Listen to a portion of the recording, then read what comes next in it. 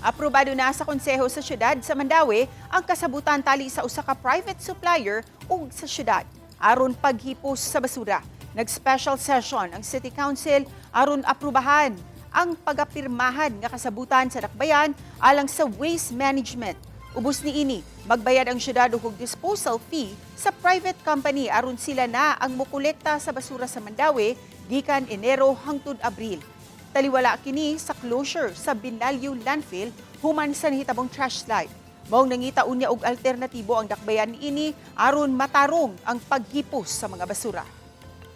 We are looking for alternatives to where to dispose our garbage, and as our initiative, in the initiative of the mayor, nakakita ta og kining asa ilabay no dito sa Garing Konsolasyon.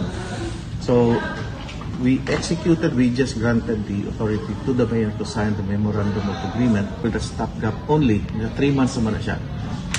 But in the meantime, mangita kita og long-term solution.